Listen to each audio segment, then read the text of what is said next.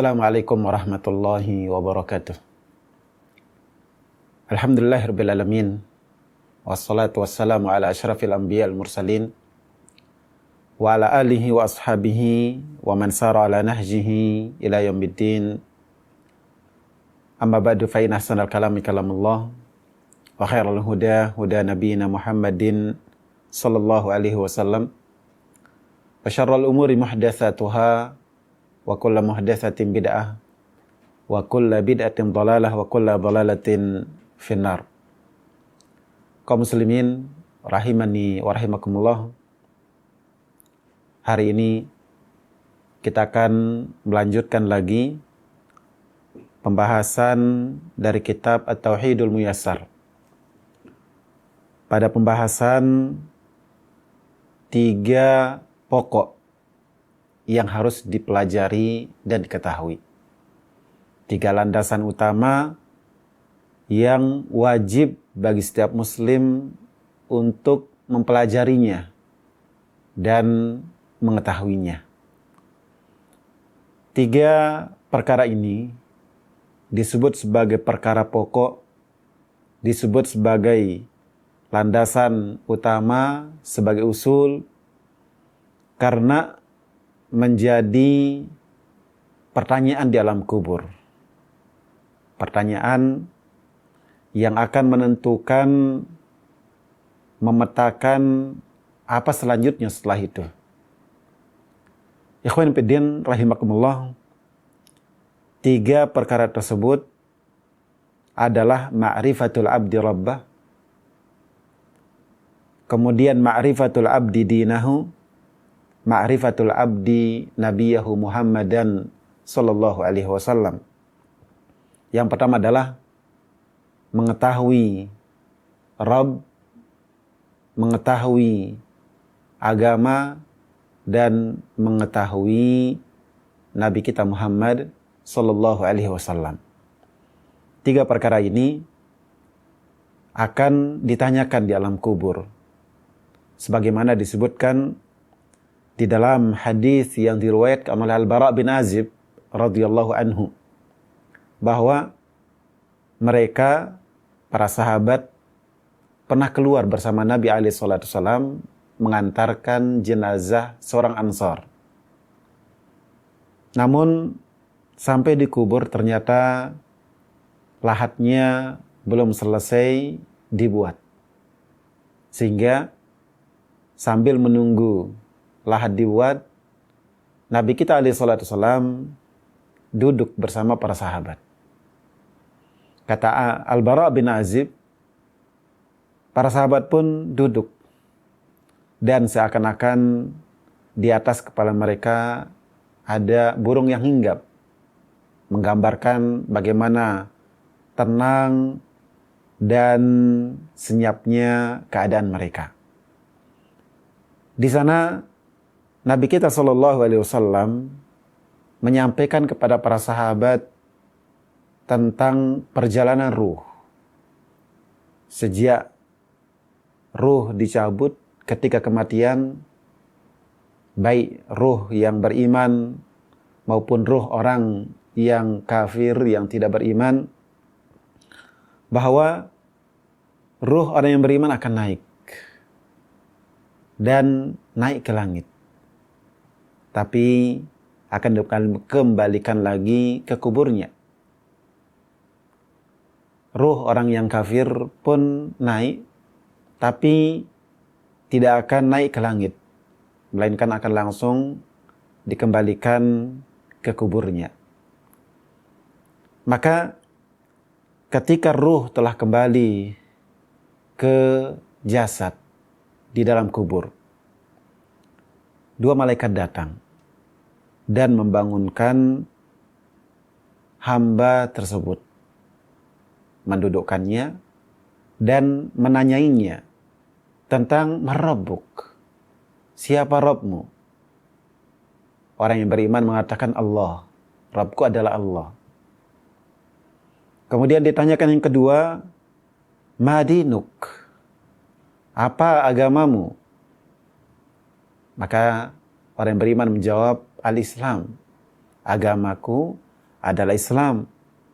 Kemudian pertanyaan ketiganya adalah ma hadzal rajulu awin nabiyyul ladzi bu'itsa fika. Siapa laki-laki atau nabi yang diutus kepada kalian? Maka dia pun menjawab Muhammadun Rasulullah, yaitu Muhammad utusan Allah. Ikhwan fillah rahimani wa rahimakumullah. Kubur antara menjadi taman di antara taman-taman surga atau menjadi kubangan di antara kubangan-kubangan api neraka. Menjadi pembuka, menjadi awal yang menunjukkan apa setelahnya.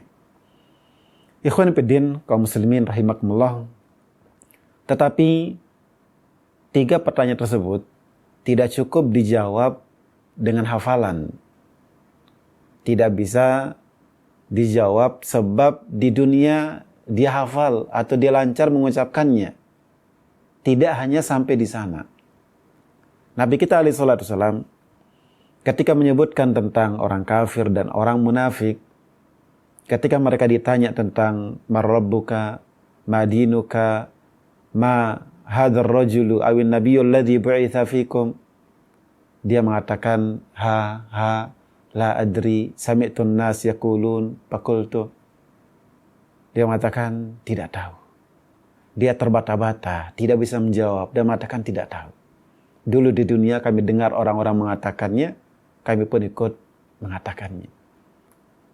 Jadi orang munafikin yang fasih, yang lancar, yang hafal membacanya di dunia, ketika tidak disertai dengan keimanan, tidak disertai dengan pengamalan, pengaplikasian dari pengetahuan tersebut, maka di kuburnya dia tidak akan mampu dan tidak akan dapat menjawab.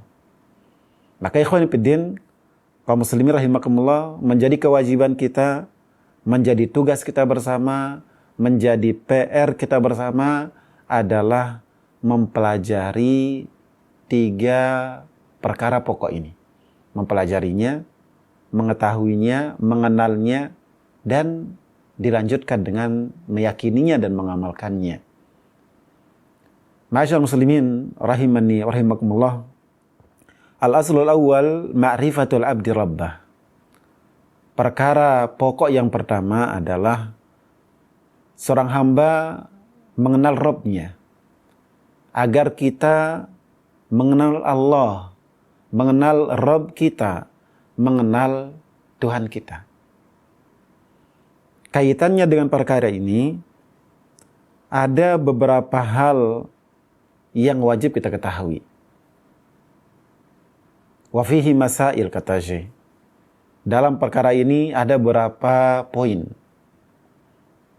Al-ula, anna Rabbana huwa alladhi rabbana wa rabba jami'al alamina bini'amih. Bahwa Rabb kita, Tuhan kita adalah Allah yang menciptakan kita, yang membesarkan kita, yang mengurus kita, dan yang mengurus seluruh alam semesta dengan nikmat-nikmatnya. Kita meyakini, mengetahui bahwa Rabb kita adalah Allah. Dialah yang mengurus kita dan mengurus seluruh makhluk di alam semesta ini. Dan semuanya dengan nikmat-nikmatnya. Allah Azza wa Jalla berfirman dalam surah Al-Fatihah, Alhamdulillahi Rabbil Alamin. Segala puji bagi Allah. Seluruh pujian milik Allah, untuk Allah. Lantaran apa? Rabbil Alamin. Dialah Rabb yang mengurus alam semesta, yang memiliki alam semesta ini. Maka Allah Azza wa Jalla, dia Rabb, dia yang mengurus, dia menciptakan, dia mengatur, dan yang mengurus urusan kita. Dan semuanya adalah dengan nikmat-nikmatnya. Jadi Allah Subhanahu wa ta'ala kaum muslimin menciptakan kita. Dan Allah Subhanahu wa ta'ala memberikan kita rezekinya.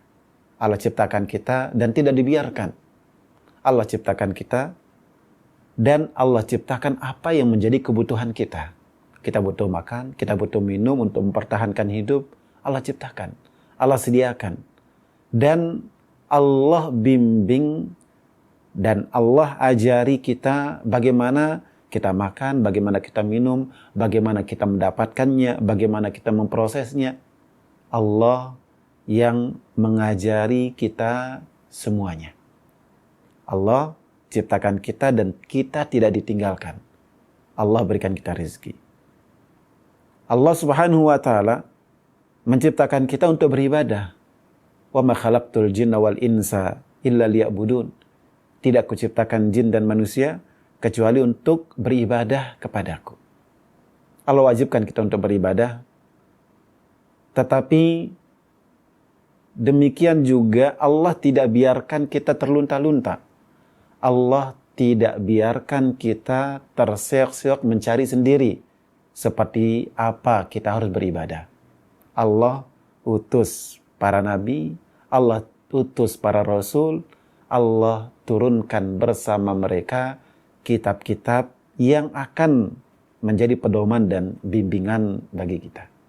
Maka Allah Azza wa Jalla menciptakan kita dan memerintahkan kita untuk beribadah, dan kita dibimbingnya, kita diurusnya, tidak dibiarkan begitu saja.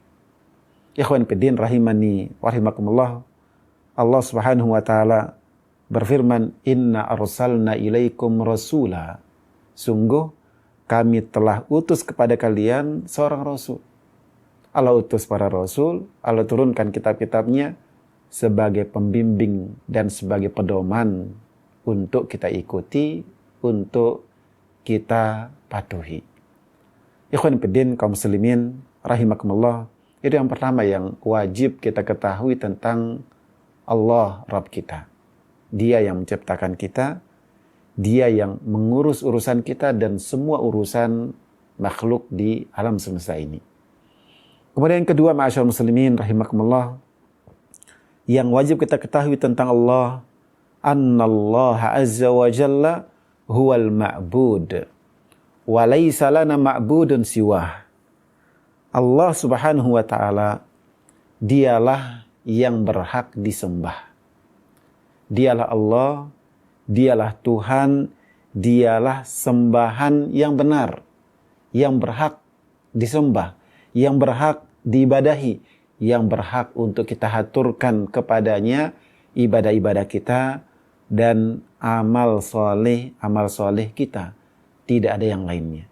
Tidak ada tandingan baginya, tidak ada sekutu bagi Allah Subhanahu wa ta'ala. Ikhwan fiddin ma'asyarul muslimin rahimani wa rahimakumullah. Maka Allah tabaraka wa ta'ala dialah sembahan yang benar. Dzalika bi annallaha huwal haqq wa annama yad'unahu min dunihi huwal batil. Dialah Allah, sembahan yang benar, dan bahwa sembahan-sembahan lain yang disembah, yang diibadahi, yang diberikan doa, yang dipanjatkan padanya permohonan-permohonan dan lain sebagainya, semuanya itu selain Allah adalah batil, Tuhan yang tidak benar. Ikhwan fiddin rahimakumullah, Allah pun telah perintahkan umat manusia untuk beribadah kepadanya. Ya ayyuhan nasu ubudu rabbakumul ladzi khalaqakum walladzina min qablikum la'allakum tattaqun. Wahai sekalian manusia, sembahlah Rabb kalian. Sembahlah Rabb Tuhan yang telah menciptakan kalian dan juga yang telah menciptakan orang-orang sebelum kalian, yang menciptakan bagi kalian bumi sebagai tempat tinggal, yang menurunkan bagi kalian air dari langit, dari awan. Kemudian dengan itu dia menumbuhkan tumbuh-tumbuhan, mengeluarkan buah-buahan sebagai makanan, sebagai rezeki dan bekal bagi kalian. Maka Allah dialah yang berhak untuk diibadahi. Hanya dia yang pantas untuk disembah. Itu yang kedua. Kemudian hal ketiga yang wajib kita ketahui, yang wajib kita pelajari, dan kita yakini bahwa Allah Subhanahu wa ta'ala, ya, kita mengenalnya, kita mengetahuinya lewat ayat-ayatnya, lewat ciptaan-ciptaannya. Syekh mengatakan, arafna rabbana biayatihi wa makhluqatihi al-azimah. Kita mengenal Allah, kita mengenal Rabb kita melalui ayat-ayatnya dan melalui makhluk-makhluknya yang besar. Kita wajib mengenal Allah. Mengenal Allah itulah yang akan mendorong kita untuk beribadah, untuk menghambakan diri kepada Allah, untuk mengejar apa yang ada di sisinya. Pertanyaannya, bagaimana kita mengenal Allah? Lewat mana kita mengenal Allah Subhanahu wa ta'ala? Maka jawabannya, kita mengenal Allah lewat ayat-ayatnya. Maka kewajiban kita untuk menambah dan meningkatkan pengetahuan kita tentang Allah adalah dengan kita mentadaburi, merenungkan, mencermati ya ayat-ayat Allah Subhanahu wa ta'ala. Ayat-ayat Allah terbagi menjadi dua. Ayat-ayat syariah berupa wahyu yang Allah turunkan kepada nabinya sallallahu alaihi wasallam, dan itu ada dua, Al-Quran dan hadis-hadis Nabi SAW yang sahih. Di dalam Al-Quran dan juga di dalam hadis-hadis Nabi SAW yang sahih, di sana banyak sekali Allah Azza wa Jalla ataupun Rasulullah SAW di dalam hadisnya menjelaskan kepada kita, menerangkan kepada kita tentang siapa Rabbuna, siapa Rabb kita, dan kenapa dia yang pantas untuk diibadahi. Kenapa Tuhan-Tuhan selain dia tidak berhak untuk disembah. Penjelasan itu, argumen-argumennya ada kita temukan di dalam Al-Quran dan ada kita temukan di dalam hadis-hadis Nabi SAW. Kita mengenal Allah lewat penjelasan tentang nama-namanya dan sifat-sifatnya. Ya. Makanya bagian yang penting sekali bagi seorang muslim agar dia mempelajari nama-nama Allah dan sifat-sifat Allah. Dengan itu dia mengenal Allah. Allah Tabaraka wa Ta'ala memperkenalkan dirinya kepada kita, mengajari kita, memberitahu kita tentang siapa dirinya lewat penjelasan nama-nama dan sifat-sifatnya. Dan orang yang mengenal Allah Azza wa Jalla, maka tentunya melalui nama-nama Allah dan sifat-sifatnya, dia akan mengenal siapa dirinya. Sehingga dia akan mengagungkan Allah, dia akan merendahkan diri kepada Allah Subhanahu wa ta'ala. Dan dia pun mengenal Allah Rabbul Jalali wal Ikram. Ya, sehingga dia tidak beribadah kecuali hanya kepada Allah Subhanahu wa ta'ala. Ikhwan fillah rahimakumullah. Di Al-Quran misalkan Allah Ta'ala berfirman, Huwallahu alladzi la ilaha illahu. Dialah Allah. Tiada sembahan yang benar kecuali dia. Alimul ghaibi wa syahadah. Dialah yang mengetahui yang gaib dan yang nyata. Semua yang gaib dia mengetahuinya. Semua yang nyata, yang terlihat, yang tampak, dia juga yang mengetahuinya. Huwar Rahmanur Rahim. Dialah Allah yang maha pengasih, maha penyayang. Huwallahu alladzi la ilaha illahu. Dialah Allah. Tiada sembahan yang berhak disembah kecuali dia. Al-Malikul Quddusus Salamul Mu'min. Al-Muhaiminul Azizul Jabbarul Mutakabbir. Dialah Allah yang maha raja, yang maha suci, yang maha sejahtera, yang memberikan keamanan, yang menguasai, yang maha perkasa. Subhanallahi amma yusyrikun. Maka maha suci Allah, maha tinggi Allah dari kesyirikan yang mereka lakukan. Dari semua yang mereka jadikan sebagai tandingan bagi Allah Azza wa Jalla. Huwallahul khaliqul bari'ul musawwir. Dialah Allah Sang Pencipta yang menciptakan, yang memberikan bentuk dan rupa. Lahul asmaul husna. Baginya nama-nama yang indah. Yusabbihu lahu ma fis samawati wal ard. Semua yang ada di langit dan di bumi bertasbih dan beribadah kepadanya. Sampai akhir ayat tersebut. Ini contoh ayat yang di dalamnya penjelasan Al-Quran tentang siapa Rabb kita. Dan masih banyak lagi ayat-ayat lain yang semisal, yang di dalamnya ada penjelasan luar biasa tentang siapa Rabb kita, Allah Azza wa Jalla. Sebagaimana juga kita dapat mengenal Allah lewat makhluk-makhluk ciptaannya. Ada, kata Syekh, pamin ayatihi al-lailu wan nahar wasyamsu wal qamar. Di antara tanda kebesaran Allah, di antara yang menunjukkan kekuasaan dan kebesaran Allah Azza wa Jalla adalah siang dan malam, matahari dan bulan. Ya, matahari dan bulan berputar, siang dan malam silih berganti. Dan di situ ada pelajaran-pelajaran, ada hikmah-hikmah. Bayangkan jika di suatu tempat tidak ada pergantian siang dan malam. Ya. Di dalamnya bukti besar, petunjuk nyata tentang keagungan dan kebesaran Allah Azza wa Jalla. Karena itu Allah Ta'ala berfirman, wa min ayatihil lailu wan nahar wasyamsu wal qamar. Di antara tanda kebesaran dan keagungan Allah adalah adanya siang dan malam, matahari dan bulan. Ya, makanya dikatakan la tasjudu lisyamsi wala lil qamar. Maka janganlah kalian bersujud menyembah matahari dan bulan, tapi sembahlah Allah yang menciptakannya. Ikhwan fillah rahimakumullah, saya melanjutkan wa min makhluqatihi. Di antara makhluk ciptaan Allah, as-samawatus sab'u wal aradunas sab'u.